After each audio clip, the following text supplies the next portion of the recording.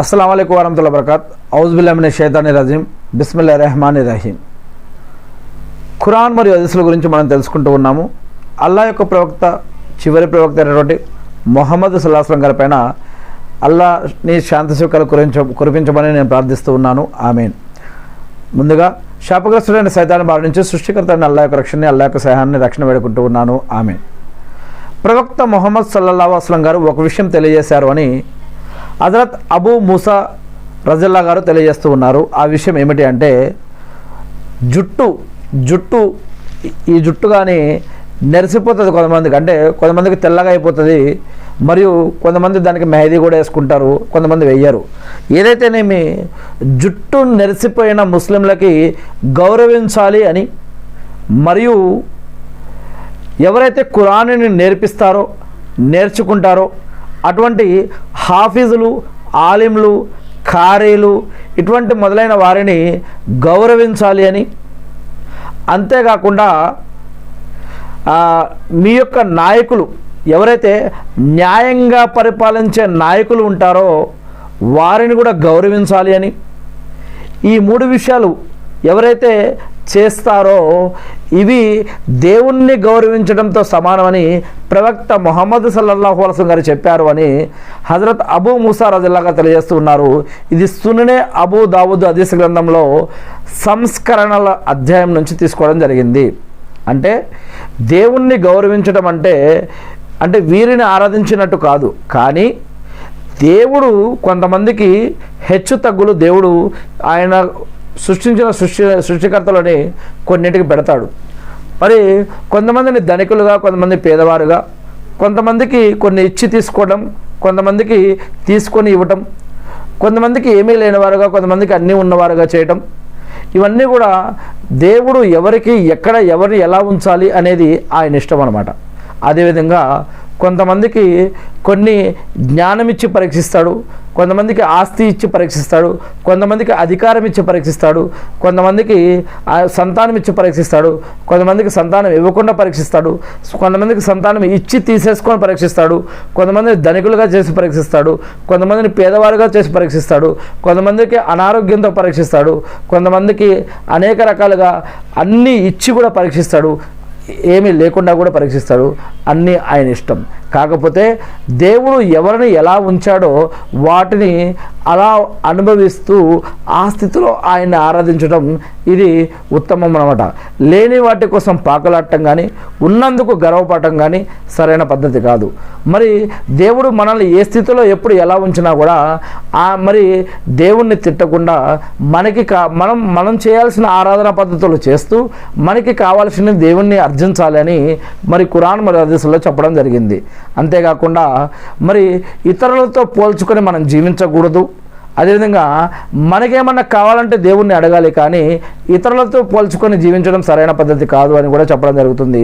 అలాంటప్పుడు ఇతరులతో పోల్చుకుంటే కనుక మనకి ఆశ, అత్యాశ, ఈర్ష్య, ద్వేషము, అసూయ ఇవన్నీ కూడా కలుగుతాయి అన్నమాట। వీటి వల్ల మనం ఇహలోకంలోనూ, ప్రళయదినం రోజు సమాజ జీవితంలో, పరలోకంలో కూడా నష్టపోయే అవకాశం ఉంటుంది। ఏది ఏమైతేనేమి మరి మనలో ఉన్నటువంటి పెద్దవారిని గౌరవించాలి అని, మరియు జుట్టు నెరిసిపోయిన వారిని గౌరవించాలి అని, అంతేకాకుండా ఖురాన్ విద్యను నేర్పేవారు, నేర్చుకునేవారు మరి ఇటువంటి ఆలిములు, ఆఫీజులు, ఇమాములు మరియు ఖారీలు ఎవరైతే ఉన్నారో, మోజన్లు ఎవరైనా సరే ఇంకా మొదలైన వారు ఇటువంటి వారిని గౌరవించాలి అని, అంతేకాకుండా మన ప్రాంతంలో న్యాయంగా దేవుడి పట్ల భయం, భక్తి, గౌరవం, మర్యాదతోటి ఎవరైతే మనల్ని పరిపాలిస్తూ ఉన్నారో అటువంటి నాయకులను కూడా మనం గౌరవించాలి అని ఇస్లాం ధర్మం, ఖురాన్ మరియు హదీసులు చెప్తూ ఉన్నాయి। మరి వారు ఎటువంటి దానినైనా నమ్ముకొని, కానీ వారు కనుక న్యాయంగా పరిపాలిస్తే మాత్రం వారిని మనం గౌరవించాల్సిందే।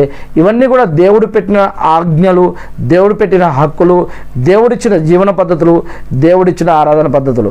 మరి ఇవన్నీ కూడా దేవుడి పట్ల భయం, భక్తి, గౌరవం, మర్యాదతో వీటన్నిటిని కూడా మనం ఒప్పుకొని వాటిని అలా పాటించడం కూడా, దేవుడు పెట్టిన ఆజ్ఞలను పాటించడం కూడా దేవుణ్ణి గౌరవించడంతో సమానమని ఈ యొక్క హదీసులో చెప్పడం జరుగుతుంది. దేవుడు చెప్పినట్టు, దేవుడు గ్రంథంలో చెప్పినట్టు, లేదా దేవుడు ప్రవక్త ద్వారా మనకి నేర్పినట్టు తినటం, నీళ్లు తాగటం, కూర్చోవటం, లేవటం, చూడటం, డ్రెస్సింగ్, బట్టలు వేసుకోవటం, నడవటం, వేరే వారి గురించి మరి మన పనులు చేసుకోవటం, మరియు మనం చేసే ప్రతి పనిలో కూడా మరి ఆ దేవుడు చెప్పినట్టు ఆజ్ఞ ప్రకారం జీవించడం, ప్రతి దానిలో కూడా ఆరాధనతోటే సమానం. ప్రతి దాంట్లో కూడా ఆరాధన అనేది దాగి ఉంది. దేవుడి యొక్క ఆజ్ఞని నమ్మటం, వినటం, విశ్వసించడం, దాని ప్రకారం జీవించడం, వీటన్నిటిలో ఇవన్నీ కూడా ఆరాధనలో భాగాలే అని చెప్పడం జరుగుతుంది. అదేవిధంగా దేవుడే ఆజ్ఞ ఇస్తున్నాడు, దేవుడే మనకి చెప్తూ ఉన్నాడు, మీరు పలానా వారిని గౌరవించండి, మీరు పలానా వారితో మంచిగా ఉండండి అని చెప్తూ కొన్ని జీవన మరియు ఆరాధన పద్ధతులు చెప్తూ ఉన్నాడు. మరి ఇలాంటి జీవించే జీవన పద్ధతులు మనం ఒప్పుకొని వాటి ప్రకారం జీవించడం కూడా దేవుణ్ణి గౌరవించడంతో సమానమని ఇక్కడ చెప్పడం జరుగుతూ ఉంది. అంతేగాని వీరు దేవుళ్ళని చెప్పట్లేదు.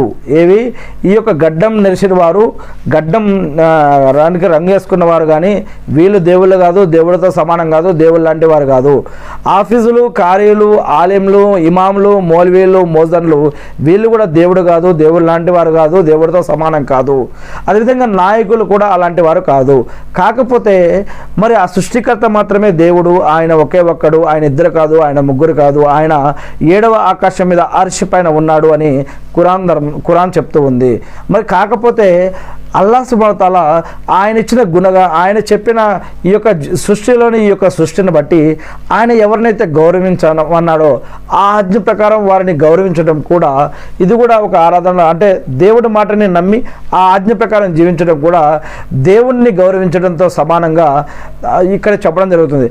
దేవుడి ఆజ్ఞ ప్రకారం ఆయన చెప్పినట్టుగా పెళ్లి చేసుకోవడం, ఆయన చెప్పినట్టుగా సంతానాన్ని కనడం, ఆయన చెప్పినట్టుగా పిల్లల్ని మరి పెంచడం, ఆయన చెప్పినట్టుగా మన యొక్క బాధ్యతల్ని, హక్కుల్ని నెరవేర్చడం, ఇవన్నీ కూడా దేవుణ్ణి ఆరాధించడం మరియు దేవుణ్ణి గౌరవించడంతో సమానంగా చెప్పడం జరుగుతుంది.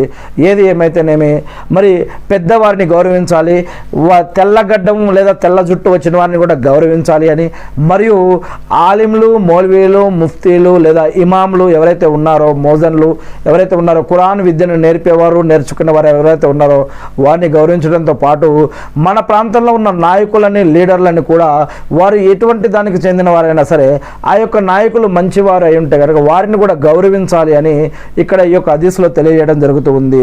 ఏదేమైతేనేమి నేను సృష్టికర్త అయిన అల్లాహ్ను ప్రార్థిస్తూ ఉన్నాను. అల్లాహ్, మీరు ప్రవక్త ముహమ్మద్ సల్లల్లాహు అలైహి వసల్లం గారి ద్వారా మాకు ఏదైతే జీవన మరియు ఆరాధన పద్ధతులు తెలియజేసి ఉన్నారో ఆ యొక్క ఖురాన్ మరియు హదీసులు మేము కూడా తెలుసుకుని, నేర్చుకుని, అర్థం చేసుకుని, గుర్తుపెట్టుకొని వాటి ప్రకారం మేము జీవిస్తూ మిమ్మల్ని ఆరాధిస్తూ తెలియని ఇతర మా సోదరులు కూడా తెలిపే భాగ్యాన్ని మాకు ప్రసాదించడం వల్ల ఆమీన్.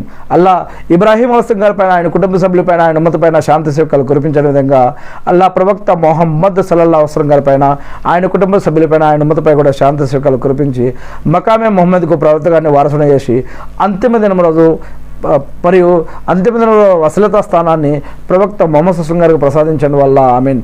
అల్లా మా యొక్క నమాజులు, ఉపవాసాలు, సదకారాతులు, దాన ధర్మాలు, దువాలు, ప్రార్థనలు స్వీకరించడం వల్ల ఆమీన్. అల్లా మేము ప్రతిరోజు 5 నమాజులు మస్జిద్కి వెళ్ళి జమాత్ తోటి ఇమాం వెనుక నమాజులు చేసే భాగ్యాన్ని మాకు ప్రసాదించడం వల్ల, ఎవరైతే నీ యొక్క దాసులు ఈ విధంగా చేస్తూ ఉన్నారో వారి యొక్క ఆరాధనలన్నింటినీ కూడా స్వీకరించడం వల్ల ఆమీన్.